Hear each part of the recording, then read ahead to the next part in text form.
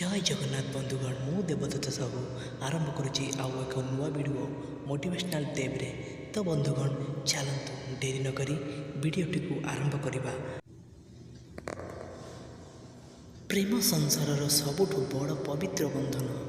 प्रेम बिना दुनिया भी चलो ना। प्रेम को पाइबापी जीवन भी दबाक पड़े। प्रेमर खुशी पाई निज प्रेम को भी बलिदान देवाक पड़े। निज पाई बंचिबा नुहे अन्य पाई बंचिबा हेउछि प्रेम। शेष जाए वीडियोटा शुणी बुझीपारे प्रकृत भल पाइबा कौन जानीपारे। सत भल पाइबा को बुझा आगु मुझे कहूँ शुण। प्रेम 100 थर भल पाऊे कह से तो भाव ना, किंतु थरे मु भल पाइना कहीदियो सेटा को से सत भावी नेब। किंतु प्रेम को बुझा एत सहज नुहे। जड़े व्यक्ति निज सफलता को पाइबापी जेते कष्ट पाई थाए, खरा वर्षा शीत बहुत किसी तापर सफलता मिलता है। ठीक सेमिति सत प्रेम को पाइबापी आपन को दुख कष्ट सबकि सहिबाक पड़ो। तापर जना पड़े जे प्रकृत प्रेम कौन। यही दुनिया प्रेमर परिभाषा प्रत्येक व्यक्ति अलग अलग होता है, किंतु मु मो जीवन में जहाँ अनुभव करी आज मुझे वीडियो कहवाक जाऊँगी। आपण फूल गछ को देखी बहुत सुंदर दिशे। से ही भली जितेबले प्रेमर कथा आसे बहुत लोके हसीबा चेहरा बाल सुंदर ताकू देखि प्रेम करती। सतरे कौन एटा प्रकृत भल पाइबा नहीं, एटा से शरीर अस्तित्व जहाँ आम आखि देखिला आउ मानि नेलु। किंतु प्रेम प्रेम अलगा। प्रेम एक वायु परी जहाँ को आम देखिपारु नहीं, किंतु से आमको जीवन दिए। संसार रे स्त्री को गुरु कही पारती, कारण से यह निज आखिरे देखती। आउ निज माँ को सबुठ सुंदर भावी निए, कहीं एटा भावन में जोड़िके अच्छी। जदि आपण खाली आखिरे देखिए तो चिन्ह पारे ना। जमी राधा कृष्ण को जानीपारे ना, किंतु पर कृष्ण राधा को बुझाइले। से जदि प्रेम को बुझा चाहूच तो आखि सहित मनर आखि को मध्य खोलतु। लोक मैंने प्रायतः कहते जे मु तुमको जड़े फ्रेंड भाव में भल पाए, मु तुमको भौणी भाव में भल पाए एवं से ही अनेक फॉर्म अच्छे। आम निजे विभिन्न प्रकार प्रेम सृष्टि करुछु। प्रेमर अन्य कौन से फॉर्म बा रूप ना। सेटा भाई पाई हेउछि कि भौणी पाई हेउ भल पाइबाटा गोटे भाई भौणी बा माँ बापा बंधु स्त्री हेउ कि प्रेमिका हेउ निज देश पाई बा संसार पाई हेउ प्रेम गोटे आमको अलग एइथिपाई लगी आमर देखिबा नजर अलग होता। आम मनर बेपार को हटाइबा तापर प्रेम को बुझीपर।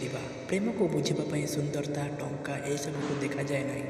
जहाँ देखा कथा जे से मनीषटा केते भल केते खराब। आजिकाली दिन में सबुठ बड़ समस्या यहीटा जे प्रकृत प्रेम को किपरि चिन्हिबे, केमिति जानिबा जे किए जे तुमको भल पाउछि से सतरे भल पाउछि कि नहीं। खाली कहीदेले प्रेम प्रेम हो जाए ना। आपण नुआ घरटे करें किंतु सबुदिन सफा करने को पड़ो, नहेले घर भी मशाणी हो जाए। ठीक सेमिति कहीदेले प्रेम को हुए नहीं। प्रेम को सबुदिन रखा पड़ो। आउ प्रेम जहाँ को ना तांको मरवा जाए देवाक पड़ो। माता पिता बंधु स्त्री संतान समस्त ध्यान रखा पड़ो। कहीं प्रेम निज खुशी पाई नुहे अन्यर खुशी को देखी प्रेम बंचवाक पड़े। जितेबले भी प्रेमर कथा आसे आम प्रथम आम मन जड़े नायक एवं नायिकार चित्र करूँ। ठीक बास टिके ध्यान सहित शुण आ बुझ। यही दुनिया रे केवल गोटे जिनिस अच्छी जहाँ केवे बदल ना। जमीती भी समय आसू जेपरी परिस्थिति हो से केवे बदल ना। आउ सेटा है सत्य सच ट्रुथ। भगवत गीतार कहुए गतकाली यह ठीक थिला एवं आज ठीक अच्छे एवं आसंता काली भल हेब। प्रेम मध्य से हीपरि प्रेम हूँ एक सत्य जहाँ केवे परिवर्तन हुए ना बदले ना। समय बदल परिस्थिति बदल तुम्हें बदल से बदल किंतु प्रेम नुहे। हाँ प्रेम कर मार्ग निश्चिंत भाव बदली पारे, किंतु प्रेम आजिकल लोके भल पाँच कही बह कर मसे 2 मास डिवोर्स देउछन्ति। होईगला सरीगला कौन एटा भल पाइबा। एटा है आकर्षण। शरीर को देखि मिछ प्रेम थिला से तो शेष होईगला। Please subscribe my channel.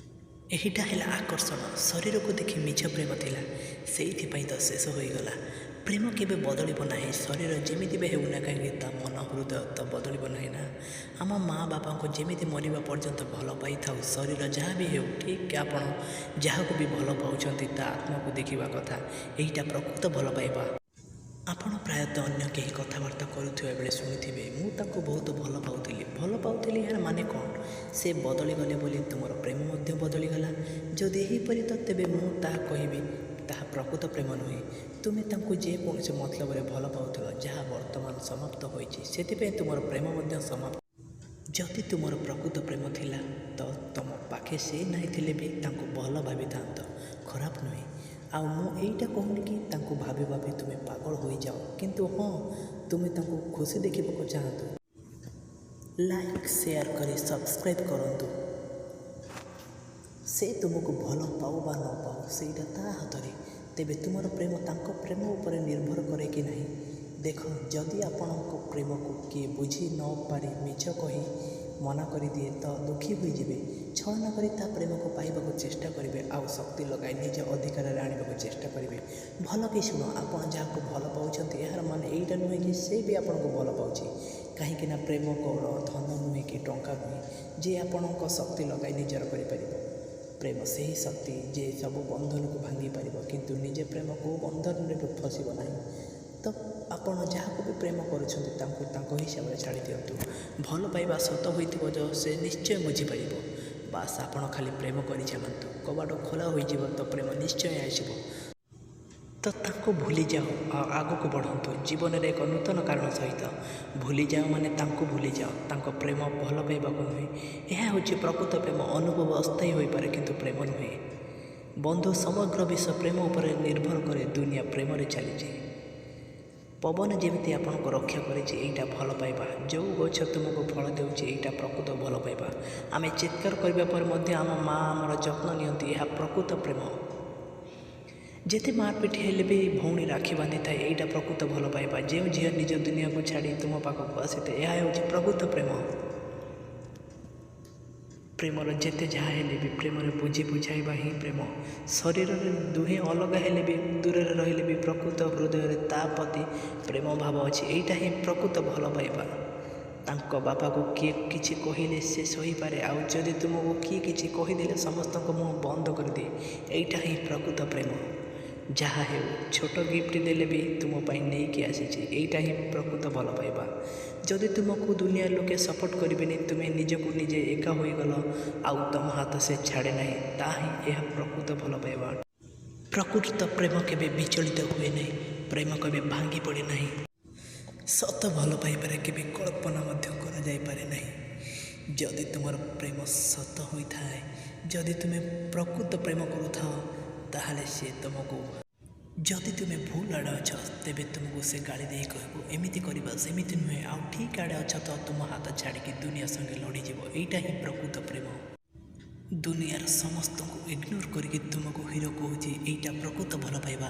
ପ୍ରେମ ପଇସା ମାଗେ ନାହିଁ, ପ୍ରେମ ସମୟ ମାଗେ ନାହିଁ, ପ୍ରକୃତ ପ୍ରେମ ବାସ୍ ଖୁସି ମାଗିଥାଏ। ଯଦି ଆପଣଙ୍କ ପାଖରେ ଏମିତି କିଏ ଅଛି ତ ଆପଣ ଭାଗ୍ୟବାନ, ଆଉ ଯଦି ନାହିଁ ତ ଅପେକ୍ଷା କରନ୍ତୁ। ଆଜି ପାଇଁ ତ ସମୟ ହୋଇଯାଇଛି, ପୁଣି ଦେଖା ହେବ ଆସନ୍ତାକାଲି ଠିକ୍ ଏହି ସମୟରେ। ଜଗନ୍ନାଥ ଆପଣଙ୍କୁ ଭଲରେ ରଖନ୍ତୁ। ଜୟ ଜଗନ୍ନାଥ।